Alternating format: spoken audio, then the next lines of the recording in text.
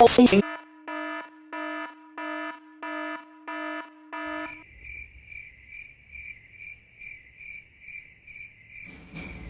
guys, good, you're here. I am so excited. Guess what? I hope this isn't about your podcast again. Why, did you finally listen to it?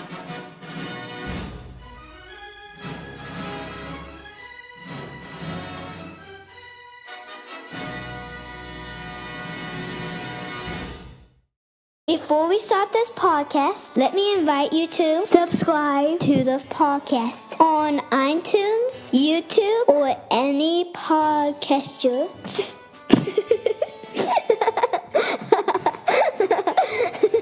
I'm such a cute. Dashing through the snow on a one-horse open sleigh. Over the fields we go, laughing all the way. Ha ha ha. Bells on bobs, tails, rings, making a spirit bright. What fun it is to laugh and sing and sledding songs tonight. Oh, jingle bells, jingle all the way. Oh, what fun it is to ride in one-horse open sleigh. Oh, jingle bells, jingle all the way. Oh, what fun it is to ride in one-horse open sleigh. Jingle bells, Batman smells, Robin laid a neigh. The Batmobile lost his wheels and the Joker got away. Hey, we hope you all have a Merry Christmas. Ho, ho, ho. Dun, dun, dun, dun. Hello, Pups and Kittens, and welcome to a fun-filled episode of The Groomer Next Door. I'm your co-host, Chris Green. Sitting next to me, as always, is the face in the phone, Sarah. Hello. And, of course, we have the littlest of podcasters over here. We have Claire. Hello. I hope that came across. She's just like, eh. Well, it has been such an amazingly crazy day that we're actually recording this really way past the time. This is usually up and ready to go for tomorrow for its release, and it's very late. It's crazy how busy things have been lately for us. We have a lot to cover this week. We have a rescue story, which is now a foster. Oh, that's right. We have a lot. We're going to actually do a new segment this week that kind of came out of nowhere, and Sarah's looking at me like I have no clue what you're talking about. So let's just go right into the fun fact of the week. Fun fact of the week. There are almost 5 million dog bites per year. Children are the main victims. Dog bites cause over $1 billion a year.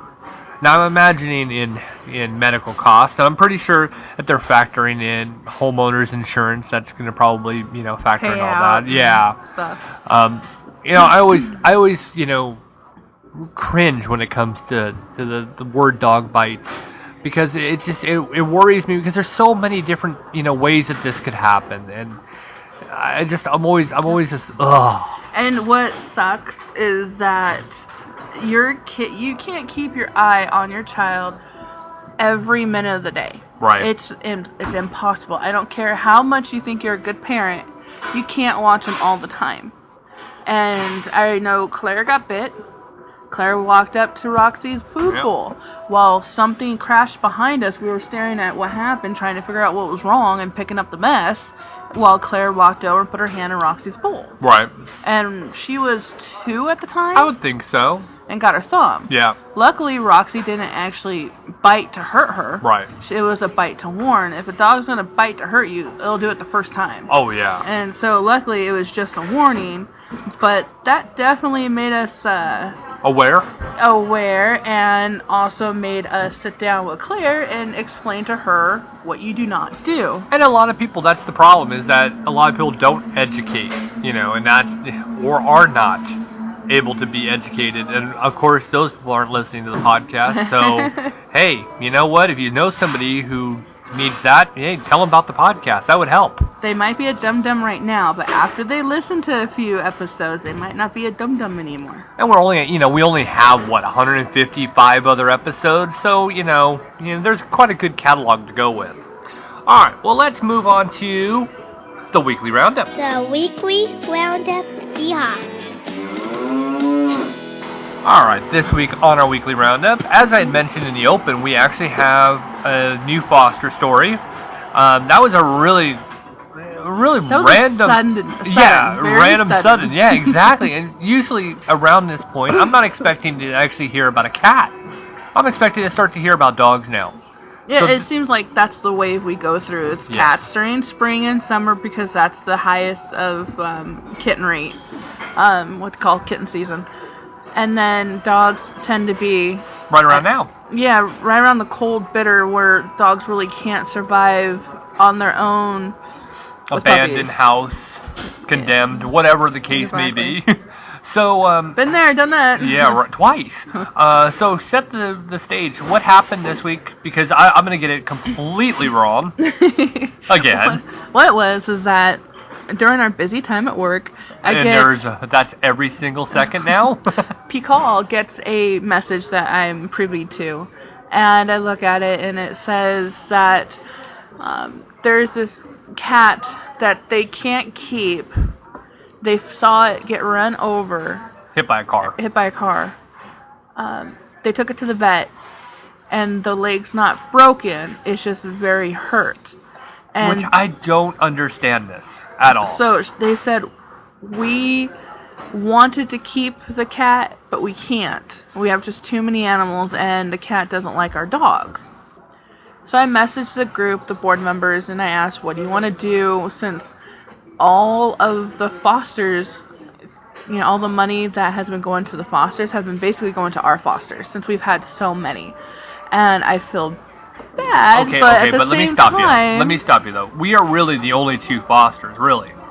Well, yeah, but there's also Sherry. Sherry does fostering, too, but she's got long-term. She's had those cats for almost a year. She's long-term, over a year. But she's not long-term and without the ability to take on any new. Because of the other ones taking up the space. So we've been the only ones with a high turnover rate, which is almost 100% so far. Actually, yeah, we're 2 more. 90%. Yeah, we have 2 more. 2 more of the sweetest, most adorable kittens in the world, and we can't get them adopted out. Odd. Riddle me that. I don't understand it. Okay, so they said, okay, yes, they're not going to turn down an animal. That's all there is to it. We just don't turn down animals.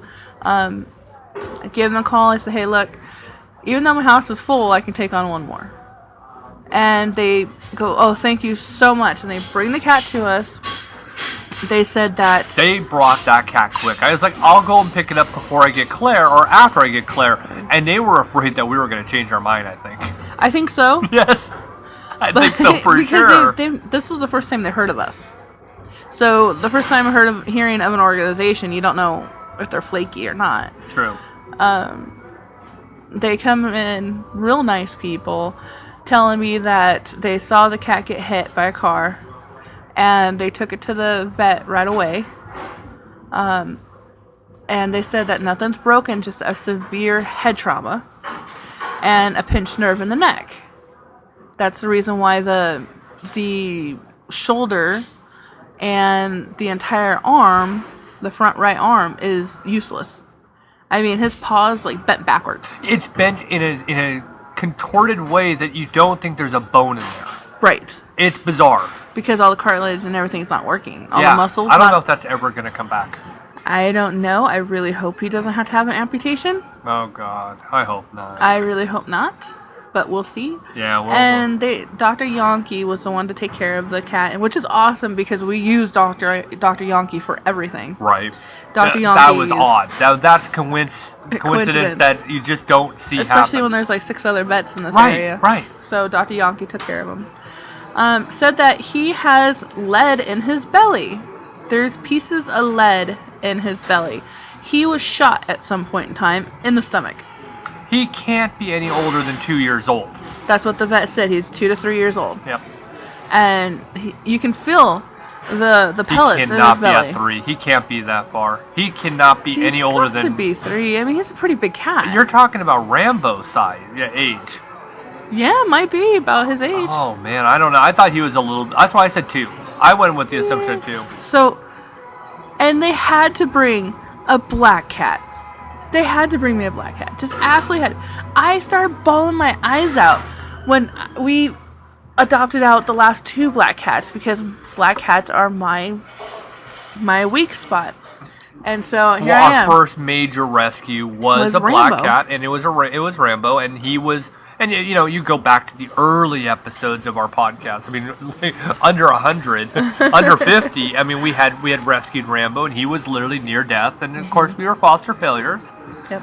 But we brought that cat. He was the sickest cat before Lucky. Lucky won. Lucky won that one. Lucky's been the worst. So we spoke to Yankee about going further on his treatment. And the people who brought the cat to us been calling him Bagheera. Bagheera from the Jungle Book. And I was like, oh, that's so cool, because I call my Rambo Panther. Right. My Panther. And I'm like, here's Bagheera. Which your Panther is an interesting cat to know. Rambo is interesting, but Bagheera's also very interesting for any kind of cat. So, little dude, I kept him in his box that they gave him to me in. The first night, and made a little bed in there so he's nice and safe. And I put him next to my head of the bed because I can hear if my other cats are going to be jerks and mess with him. Because the kittens, Double, and Toil, love to cause mischief. But they go in the kitten room every night. Yes, and I never know. Maybe Rambo is getting jealous. Or Callie wants to be a little snooty princess and want to know why the heck. Mama she's the queen. It's Mama Kitty that gets a little. Mama prissy. Kitty is the worst of all, but she's the original owner of the house. She's the queen. She started, and she's not exactly what you call a young kitten either. No, she's 7. Yeah. I know, right? It's hard to believe that. Yeah, so she's like middle aged. Right. Well, she's still got. She got about 7-8 years. I'd say 10. 17 years for a cat, very easy, especially with the life we've given them. Good health too. Anywho, about 10 minutes into my REM sleep, all of a sudden I feel claws on my arm, and it wasn't just a paw like, "Hey, wake up! I'm scared." No, it was, "I'm falling from the top of your bed. Help me."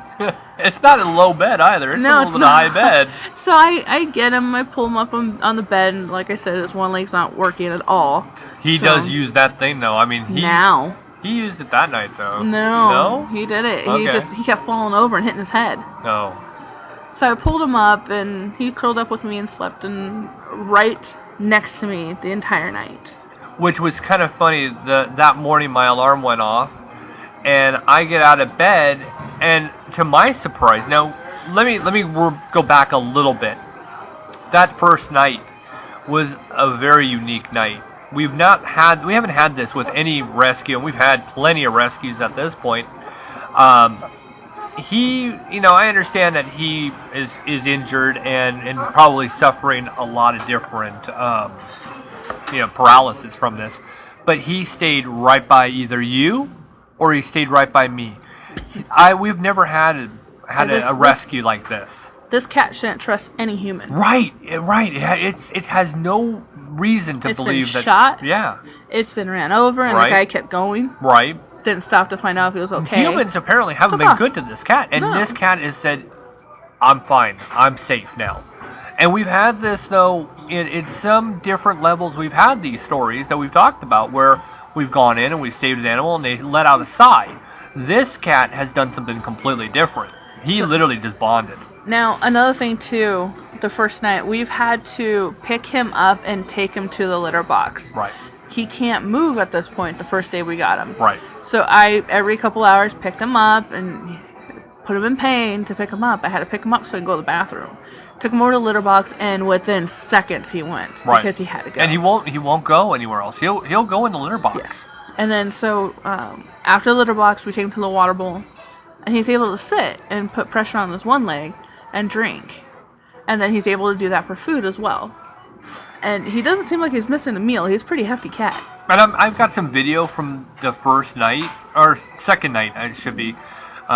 And you'll kind of get an opportunity. It'll go up on our Facebook page at some point if it hasn't already. And then the next day I called Dr. Yankee because I was not happy with just an answer, "Oh, heal." Right. We both discussed this. We were like, we got to do a little bit more. This is not enough. The girls he called said the same thing. Call and find out. Call to find out. He had extreme head damage. Head trauma. Head trauma. And his pupils were different sizes. One dilated, and the other one was huge, Yeah. apparently. So that went kind of normal, but now he still kind of looks cross-eyed to me. I don't know. That fixed itself within a day. Yeah, which is weird how that quickly changed, but okay. And then he's missing skin on between his Right. forehead, and the doctor said, "Well, come back in. We'll give him another anti-inflammatory." Here's what I think is amazing. I mean, and this is what I really love this having the reputation we have. They're not like, here, we're gonna get, just bring him in, we'll administer it ourselves. They gave us the needleless syringes with the proper dosage for an anti-inflammatory, and I want to say 5 syringes of a pain medicine, like a morphine in a sense. Might not be that much strong, but it's just a painkiller. But still, but what's nice too is that, folks, if you ever get those needleless syringes, keep them. Wash them, keep them. Wash them and keep them, because those things are very, very useful when you have to give a dog Pepto, or if you we should have probably to explain that. Well, Pepto to calm down their stomach. If they're having the hot poops. Yes, and then if or diarrhea, if you want to be specific. And if a cat's plugged up or Constipated. They're constipated, you can give them corn syrup. Yep, there it is. I couldn't come up with the word either. At first, I had to go through the entire thing, high fructose. High fructose corn syrup. So the corn syrup, it helps them go. Yep. So keep them around. I know I am excited to have new ones now. So we got 6 now, I think, and I'm like, yeah. Clean them out and keep them on pile. And they'll be used. So we'll probably give him a dose of pain meds tonight. So he seems a little bit sore. He's a little grouchy. Yeah. Tonight more than ever. I gave him on Friday night. I gave him the anti-inflammatory, and that did a lot for him. What's great too is that he's now learning to use his left arm more than his right. Right. And he can jump now, and he's getting his balance down. Now the problem with that is he's going to put more strain on his left shoulder. That should be the right shoulder should be taken care of. He can jump from the couch to the table. Scare the living garbage out of me. I was freaking out. I'm like, oh! The kittens would fall off that table. Yeah. But he's like, I made it on 3 legs. Just to lick your plate. Right. I'm like, dude, you get 3 squares a day, and then some. You're hungry still. Right. But he's sweet. He's loving. He'll be up for adoption once we figure out what's going on with his legs. So we could probably have him up to like a month or so. I would actually give it a little longer. I told Claire when we first when we went to the vet on Friday, I would imagine be prepared 3-4 months, because we don't know what the actual prognosis is going to be next week. Now, It's a black cat, so he might stay longer. Right. And if you want to stay up on all of this, like all of our fosters and our rescues, we will be posting plenty of stuff on the Facebook page. Next Wednesday, he goes in for a follow-up visit with the doctor, and of course, I will be posting, and we'll talk about it next week and weeks on from there. But yeah, it was a tragic story. But like Sarah and I were talking about this before, and that is, none of the foster stories, these rescue stories, they never start out with a warm and fuzzy moment. There's never going to be we took him from the lollipop gill and he was all happy, but we rescued him. We're never going to have those stories. They're always dark. They're always, sad. It's what we do with these guys afterwards. Look at Lucky. Near death, hours from death, was able to bring this cat back to life, and he is living the life of the greatest life possible. I mean, lavish lifestyle. It is going to be a great life. They're all the same. They all have come to us, terrible stories, and we've made their lives great, because that's how we're doing it. So he's not going to be any different. I am worried, like you are, that he could lose his leg, but yep, I'm scared, but I'm also hopeful. Well, I mean, because P-Call just paid for a cat's tail amputation. Right.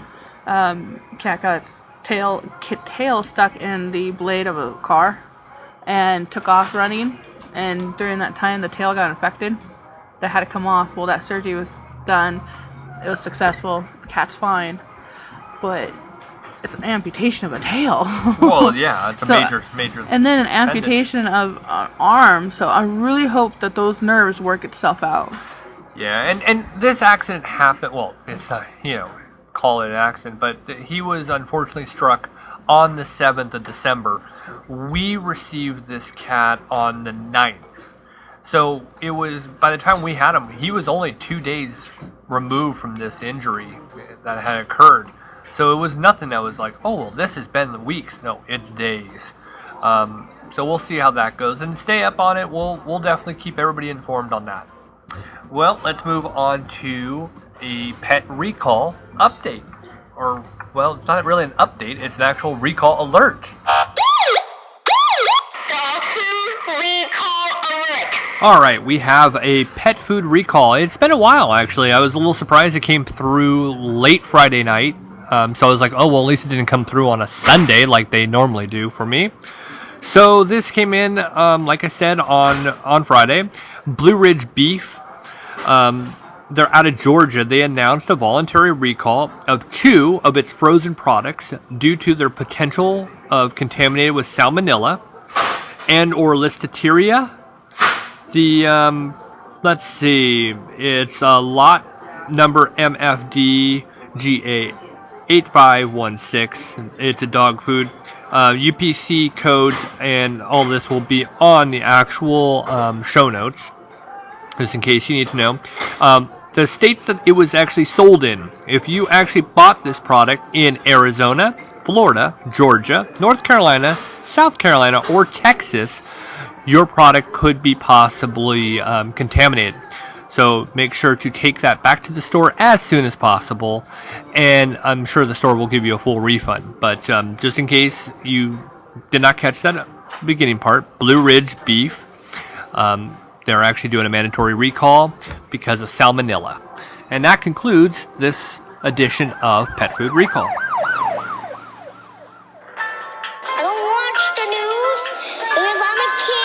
Welcome to the GND News Desk, where we actually cover a couple of the stories that hit the news this past week. For both of our stories are actually coming from Southern California. You would almost think that I'm yearning to go home by the way that this goes. Actually, one comes from the San Fernando Valley, which is, if you don't know where that is, it is on the other side of the Hollywood sign. On that other side is what they call the San Fernando Valley, and that's where this first one took place.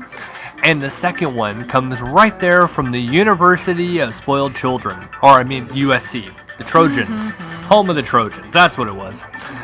So I actually like this story with the Trojans. I think they're actually purposing dogs in a very good way, or a dog in a very good way. And I think that you're going to start to see a lot of universities actually take notice and bring a professor of four-legged into their university. But let's start off with the actual sad story of the week.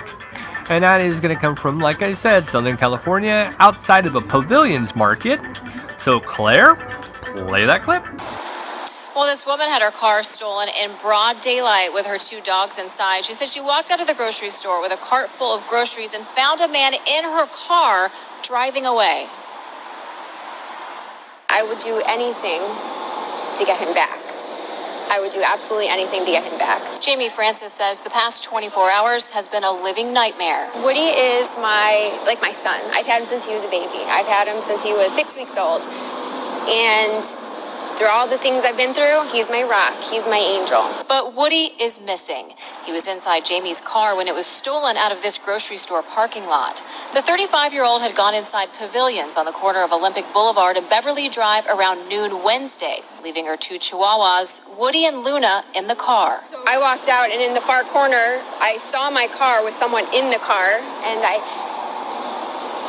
I thought I was in the Twilight Zone. She stopped in her tracks, trying to figure out if that really was her car. And then I saw her head pop up, and I knew it was my car. So as he backed up, I ran over to the car. I ripped over the passenger door. There was a hockey stick across the passenger side. Ripped the hockey stick out, and I said, "Get out of my car." I was like, So I'm like, help, call 911. One of her dogs jumped out amid the chaos, but the man was able to drive away with Woody still in the car.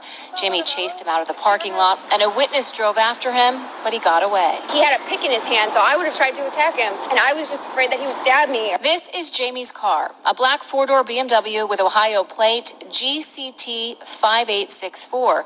She says she doesn't care about the car or what was inside. Those things can be replaced. She just wants her dog back. Sniff. Hey! Woody is an 11-year-old short-hair blonde Chihuahua. He weighs about 7 pounds and was wearing a thin black collar. I'm hoping. I think he has angels. I think he does, and I pray that I'm going to find him. Now, she did get a good look at the suspect since she tried to stop her car from leaving the parking lot. She says he's a man in his 40s, either Latino or Middle Eastern, with long, thick, shoulder-length black hair. He was wearing a long-sleeve camo shirt at the time, and she says if you have any information, we're going to put her phone number on our website. You can also call Beverly Hills Police, and Micah and Cher, she is offering a reward. All right, first thing I heard out of this that I was just like, well, there's your answer, is there was a hockey stick right there in the car. I would have grabbed that stick. But still, sometimes it's completely... I would have grabbed that stick and I would have just wailed on him. Plain and simple. But then again, I wasn't what you'd call the nicest hockey player out there. Let's get that out of the way. Stick infractions were my biggest thing. And, I would have had definitely a double minor for high sticking. That would be funny to those who actually understand hockey. That's a funny joke there, woman. Nothing. See, folks, this is what happens when you're married as long as we've been. I actually say something funny, and she doesn't find me funny. Proof. That was a nice charity laugh. Thank you very much. But I do actually hope that she gets her dog back. I do too. I hope that it's microchipped. Absolutely heartbreaking. I mean, yes, it's joyful that you got your one dog back, but the other dog too. You don't love one more than the other. I didn't understand, one thing and you never will understand a dog's mentality, or a cat's, or any kind of animal, but one dog jumps out of the car, realized, hey, stranger danger, I'm out of here. And yet the other one... Or who likes to dart anyways, and the other one's just petrified. I don't know. Fight or flight. Well, true. And I mean, it could have just been like, I'm going to stay there. I was a little surprised that they both didn't jump. Usually, if they grew up together in a sense, if one goes, they both go. A lot of times that does happen. So I was a little surprised. I was surprised on that one. But hopefully the dog is microchipped. And my hope that will happen from this is the guy will just bring the dog to a shelter. And then it'll just get reunited with her. As she said, her car is replaceable. Yeah, that's the joy of insurance. Your car was stolen, that's the best of it all. Who cares about that? You want your dog back. But again, take that stick, beat the guy with it. I would have done that. That's just, maybe that's a PSA. Now you know. No? Okay. Alright, second story comes from USC. Story. Ah, boy, watch a Canadian movie or movie based in Canada. I swear, I listen to a show out of Toronto every day, and I have that kind of thing all the time. That's where Canada came up from. Do you see what that? Yeah, just every day talk like you're from Canada. Anyway, that's not the point. I'm off track again, as I do so well. Thank you very much. Welcome. So, Claire, play the clip. Cuddling with a professor is usually frowned upon in college, but this university is encouraging it. The University of Southern California has a new faculty member, Professor Beauregard Hirebiter. He doesn't require students to write a thesis, do lab work, or memorize history. In fact, Professor Beau's entire job is to take away the stress assignments like that can bring. The 2-year-old Golden Doodle is a facility wellness dog, whose presence at USC is to be a therapy dog for the thousands of students who use the school's student health center. Petting a therapy dog has been shown to release serotonin, oxytocin, and beta endorphins, all the happy feel-good hormones. For students who may be homesick or have more challenging problems that require the use of the University Health Center, Professor Beau can be the open door that gets the students the help they need. Don't discount him because he's a canine. Professor Beau has office hours, business cards, and even his own Twitter and Instagram accounts. Sporting his adorable sweater, it's clear that his fashion sense has been influenced by the USC Trojans. USC must love having a faculty member who isn't asking for tenure. I'm TC Newman for Buzz 60. Now you know, pass it on. So, at the wellness center, to actually have a dog to actually help with homesickness, I think that's a great thing. You know, there's a lot of struggles that you actually would go through when you go into college, that I've been told. I wonder what it would have been like if they had these kinds of programs back when our parents went to college, or our parents' parents went to college. I would have liked to have seen this even back in the 90s when I was, a teenager.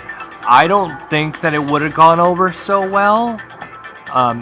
These things, this is a little bit different. I mean, I personally think that the best part about college is that that's the time when you actually have to realize that you're on your own. I think you got to look at it from two perspectives. You got the old school mentality, and then you have it was hard. Why would you want to put everybody else through that hardship? You remember how hard it was. You got those two. That's what I mean. It's would we be a softer generation if our parents had an ability to go and pet a dog when they were feeling stressed out? I don't think they would. I think they would have been. Where would we be if our parents' I don't know. were able to chill out? But they I would. They had weed. And you know what? Their parents had weed. And you know what? Now smoke a doobie somewhere and chill out. And nowadays, look at there's so many states that have it. So now, it's kind of going full circle. Actually, I would probably be a nice person. So if I actually would have, if our parents would have had that, the whole sweetness would have just been nothing but sweet and love. I guess I might have been nicer. I don't know. I like the fact that I actually can say I grew up in the environment where I saw it from both sides. Mm-hmm. I got to, playing sports. I had a coach that would yell at me. Nowadays it's there, you're all winners. I like that. I like to know that I had both sides of it. I think it's always going to be helpful. And now that we're so aware of these different things, I think it actually helps. So I actually commend the USC Trojans for doing that. Anything else? No, you covered it pretty good. I always do. Alright, well that concludes GND News for this week. And now our feature presentation. Alright, now on to our main topic. Now this is going to be a very first for us. We're actually going to have our first annual, or maybe first and only, already starting off, comedy show, where we're actually going to tell a few, the punniest and the most, asinine, there you go, ridiculous jokes possible that have to do with pets for your amusement and entertainment. So, with that said, am I gonna start or are you gonna start? You're gonna start. Okay, so. I think my set's funnier. I don't know. Okay, so. Alright, crowd, enjoy. What did the hungry Dalmatian say when he had some kibble? Anything? That hit the spot! Okay, alright, that was good. This one's better. How did the little Scottish dog feel when he saw a monster? Terrified. Because it's a terrier. Terrified. What did the dog say to the tree? Bark! Okay, this one's better though. Why did the dog cross the road? To get to the parking lot. See, you're laughing. You're like, folks, he is laughing. Yeah, she's trying to make it that way. What do you call a dog with a surround sound? What? A subwoofer. Oh my gosh. That's bad. Okay. What kind of dog does Dracula have? A bloodhound. I wonder how many people have turned this off. These are awful. What did the dog say to the sandpaper? Rough. Oh my gosh. You're fired. Yeah. Fired. You're disqualified. You're disqualified. I like Claire's show. What happened when the dog went to the flea circus? He stole the show.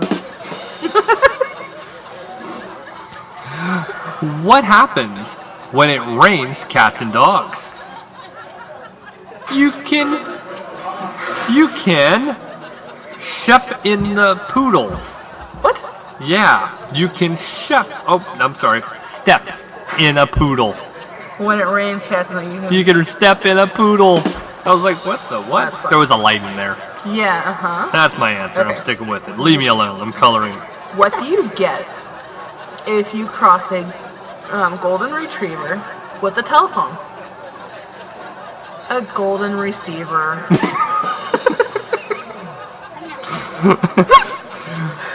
What is a dog's favorite city? New Yorkie.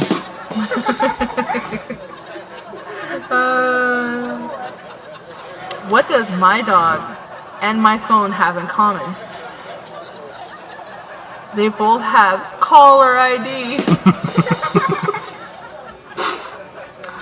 What is a dog's ideal job? Barkology. I can one up that one. Oh, you think?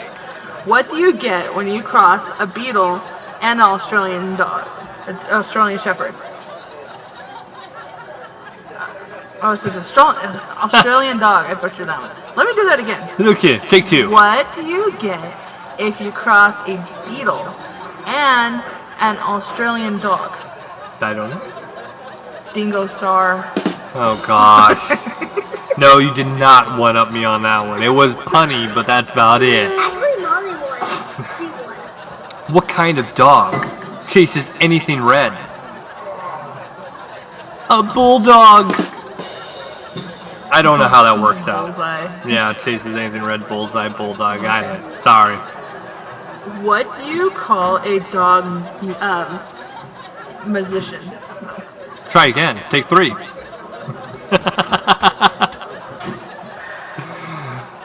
What do you call a dog? You want me to go with can't it? say the word. Would you like me to go with it? Magician? Yes. What do you... Magician. Magician. I Magician. can't say the word. That's horrible. I like how the audience is laughing at this. Oh gosh. What do you call a dog magician? I don't know. A labracadabradoodle. Oh, man.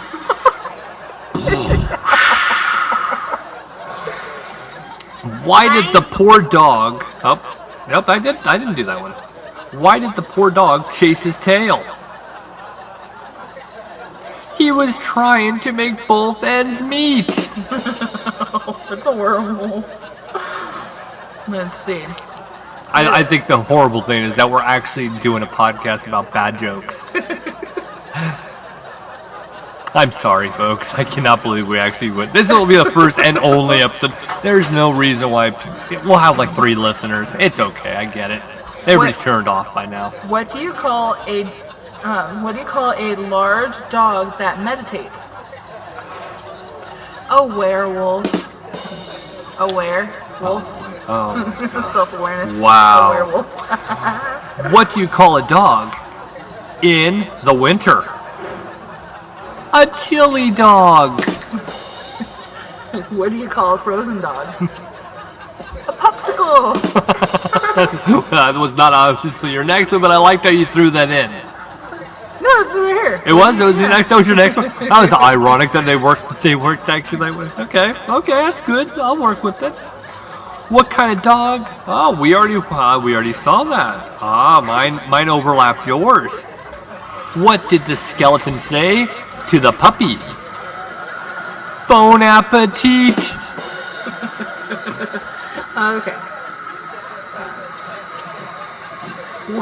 What do you call a black Eskimo dog? A dusty husky. This is the last one on my list, and I'm pretty sure everybody's probably glad that I'm saying that. Why did the dog cross the road? Because you already said this joke. But You have any more? I think we should leave it at that. I think it's probably well that we do. Well, I guess by the end of our bad jokes and the applause, that must mean it's time for us to leave. I have to say this is one of our most fun ones that we've done. It probably is one of the more humorous ones. I mean, we've got so much that goes on a weekly basis that, this is actually helps. It helps. All right, well, thank you guys for all being part of this podcast for this long, and hope you come back next week. I doubt you will, but hey, I'm trying. I'm Chris Green. Have a pet-tastic week. I'm Sarah Green, making sure everybody realizes life is so short. Play with your pet. Claire? I'm Claire Green. I'm friends with the... You actually have to talk into the mic. Try again. And don't make that funny noise. Yep. I'm Claire Green. Making sure everyone likes his children. Play with the pet. Okay. Well, it's the same as what Mommy said, but okay, cool. That's cool. Bye-bye. Oh, go. No, you were saying no. You were saying. If she repeats me, that means that she's always right. And I say you're right, so I must be right. Bye-bye, everybody. Okay, gotta go. It's my bedtime.